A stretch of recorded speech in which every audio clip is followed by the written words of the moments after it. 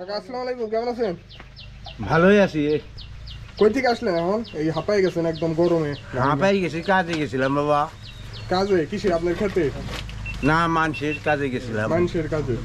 আপনি কাজ করতেছেন রোজ রোজ চুক্তি? হ্যাঁ, রোজ চুক্তি কাজ আপনাদের করি। জায়গায় রোজ কত দেয় এখন? রোজ দেয় বাবা 400। 400? কতক্ষণ করেন কাজ? ধরেন রাত 1:30 পর্যন্ত। 6টা, রাত 6টা মানে সকাল 6টা? সকাল 6টা। সকাল 6টা থেকে রাত পর্যন্ত? না, এই যাইলাম এই যে 12টা। 12টা পর্যন্ত? হ্যাঁ।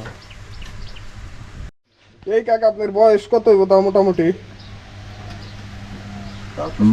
বয়স ধরো আমার কত হবো আমি করবো না। 90 না, ধরেন 17 বছর বয়স গন্ডগোলের সময়।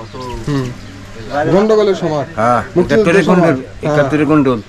17 বছর বয়স আমার। 70 বছর? 17 17 বছর। তাহলে তখন আপনি যুদ্ধর কিছু দেখছেন, মনে আছে? সব মনে আছে। সব কিছু কইবেন একটু হালকা আমাকে? আমরা তো জানতে চাই যে আসল কাহিনীটা কি। আসল তো আমরা পাই না, খালি শুনি নকল আর নকল। যে জন্য মন গড়া বলে ওইটাই, বইয়ে যেটা দেখতেছে ওইটাই। আপনারা তো নিজের চোখে দেখছেন। ধরেন এটা তুমি যেটা কইলা, ধরো তুমি তো বাচ্চা মানুষ, এনে চিনো কিনা ধরমপুর ক্যান্টনমেন্ট চিনো না? তেলের টিন, হলদি, পাট, গম, চাল সব মানুষ লোক দারাজ করে নিয়ে গেছে। খরচ করে নিয়ে গেছে। দারাজ করে নিয়ে গেছে। কত মা বোনদের ইজ্জত নষ্ট করছে, ইজ্জত নষ্ট করছে পাক বাহিনীরা। আপনি মুক্তিযুদ্ধ করছেন? না বাবা, আমি এক বাপের এক ছেলে, আমাকে ধোয়াই বাড়াইতে দেয় নাই আমার আব্বা। তখন আপনি কই থাকতেন?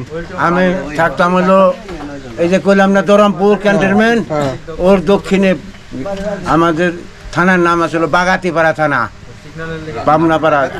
পাবনাপাড়া বাগাতিপাড়া থানা।